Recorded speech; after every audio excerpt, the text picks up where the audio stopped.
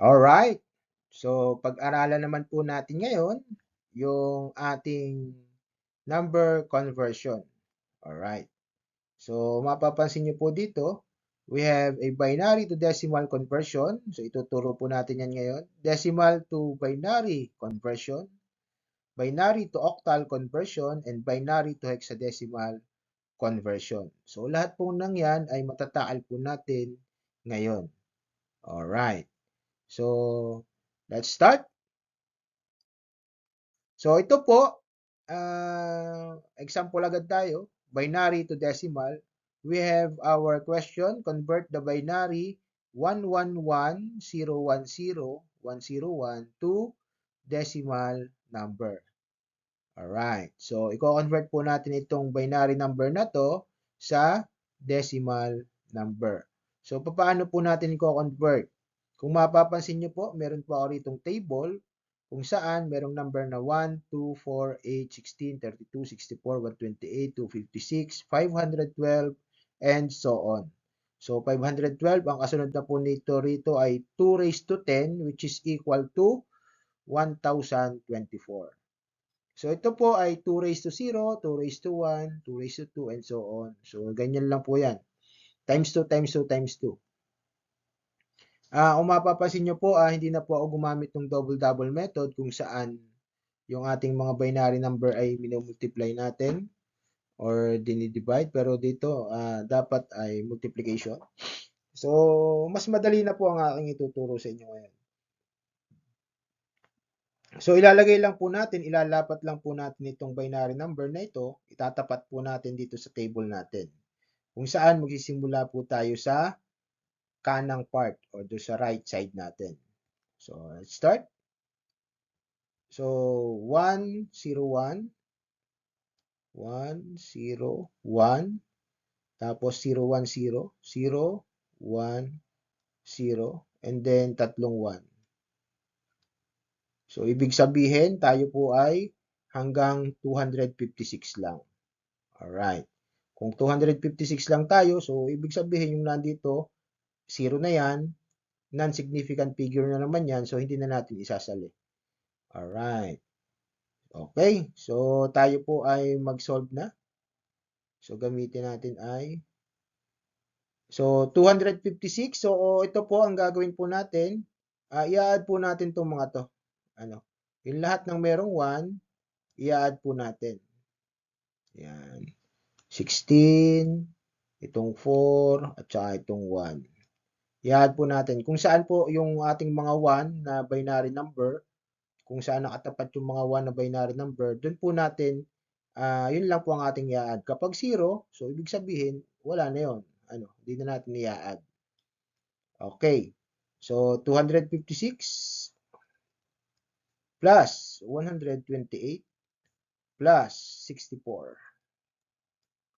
6 plus 8 plus 4. So, 6 plus 4, 10, 18. Carry 1. 8 plus 6, 14. Carry 1. So, 448. Alright. 448. So, okay na tayo dito sa 256, sa 128, 64. So, dito na naman tayo sa 16. So, 16. 8 plus 6, 14. Carry 1. 1 plus 4 plus 1 is 6. 464. 464 plus, natitira natin ay itong 4 tsaka 1. So, plus 5. Hindi natin pinaghiwalay kasi madali na nating i-compute. 4 plus 5 is 9, 6, 4. So, ibig sabihin, itong ating number na 111,010,101 base 2 is equal to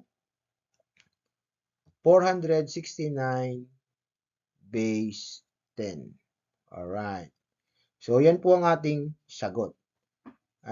So, binary to decimal. Ganyan lang po kabilis. Alright. So, kasunod na example tayo. Alright. Alright. So, decimal to binary. So, paano naman natin i-convert yung ating decimal number, 318, into binary? So, kung mapapansin nyo po, andito pa rin yung table natin. Ano? So, 1, 2, 4, 8, 16. So, yun po ay katumbas po ng 2 raised to 0, 2 raised to 1, 2 raised to 2, and so on and so forth. So, yan po ay mga katumbas lang din po. Ano? So, paano ba natin i-convert yung 318 into binary number? So, let's start. So, ito na po. So, we have 318. Ima-minus lang po natin yung mas maliit na number sa kanya. So, 512, hindi na pwede nating i-minus itong 512 kasi mas malaki yung 512 sa 318. So, next number tayo, 256. Okay, so 256, ima-minus lang natin. 8 minus 6, 12. So, 31 minus 25 is 6. So, ibig sabihin, 62 na po yung naging sagot natin agad. Ano? So, ang atin pong lalagyan lang ng ating ay yung 256, yung i-minus natin. So, yung 128, hindi na kayang i-minus sa 62, 0 na yan. Yung 64, hindi na rin pwedeng i-minus sa 62, kaya 0 na rin ito. Yung 32, kaya pa. So, i-minus natin si 32. 62 minus 32 is 30. So, i-minus natin yung 32, lagyan natin ng 1. Alright. So, 30 minus, ano pa yung pwede? So, yung 16, kaya pa. So, minus 16. Magiging 14 siya. So, 14 minus, so, lagyan na natin yung 16. Yung 8, pwede pa, minus 8. 14 minus 8 is 6. So, lagyan na natin yung 8. And then, yung 6 ay equal to 4 plus 2. 4 plus 2. So, ilagay na natin dito. 1, 1. So, since wala na, 0 na, 0 na yung ating 1. Alright. So, i-rewrite na po natin. So, 318 base 10 is equal to ito, 100, 111, 110. 100, 111, 110. So, ito na po yung katumbas ng ating decimal number na 318. So, naka-base 2 po ito. Naka-base 2. Alright. So, pwede po, minsan nagsusulat tayo ng 100, 111, 110, nakalagay bin. Binary, ibig sabihin. Alright. So, yun po. Next naman po tayo.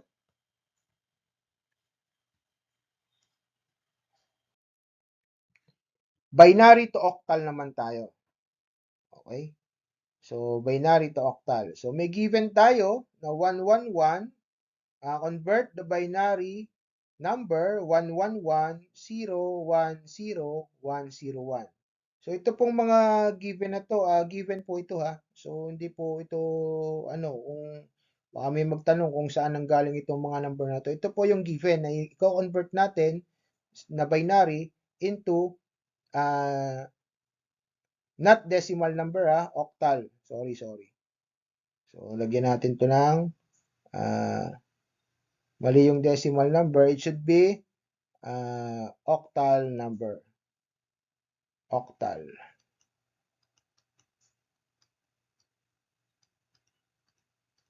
Octal number. Yan.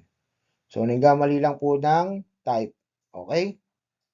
So, paano naman po ang pag-convert ng binary to octal number? So, ganito lang po yan. Kung mapapansin nyo, we have a 1, 1, 1, 0, 1, 0, 1, 0, 1. So, kung mapapansin nyo po, meron tayo ditong table kung saan hanggang 7 lang. Kasi ang octal po ay we have only 8 digits from 0 hanggang 7. 0, 1, 2, 3, 4, 5, 6, 7.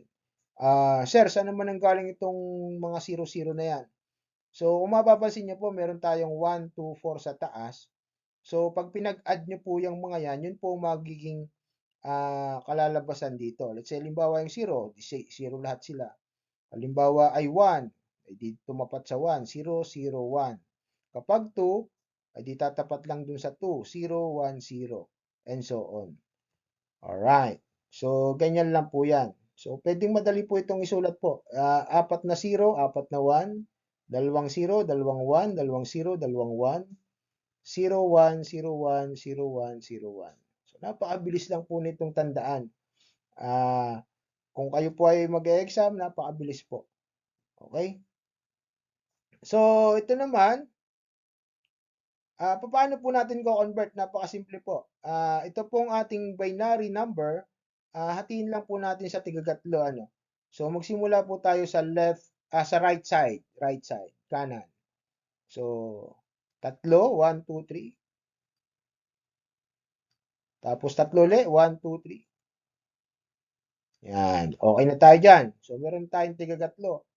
So, itong 101, ang katumbas po niya ay number 5. Number 5. So, isulat na natin, number 5. Itong 010, ang katumbas niya ay number 2. So, number 2. Okay? Ito namang 111, ang katumbas niya ay number 7. Yan. Ibig sabihin, itong 111010101 base 2, ang katumbas po niya ay 725,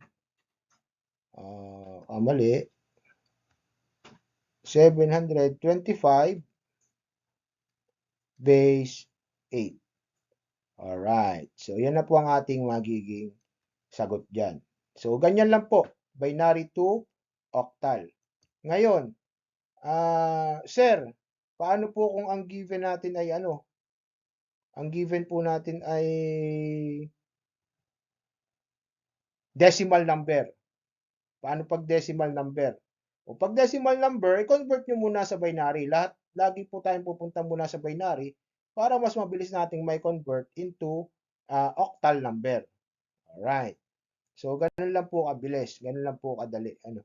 Lagi po tayong dadaan sa binary number para ma-convert agad natin easily into octal. Okay? Ganun din po sa hexadecimal.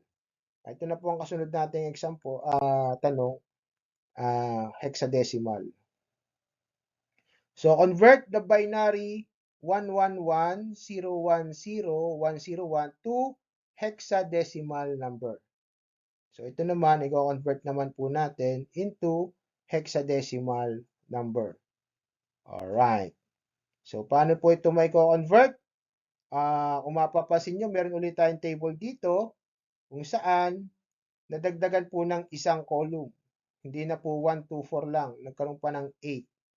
Kasi yan po ang ating, kapag ka po 4 na column, hanggang 16 na po yan. So, 4 squared na po tayo. So, magkakaroon po tayo ng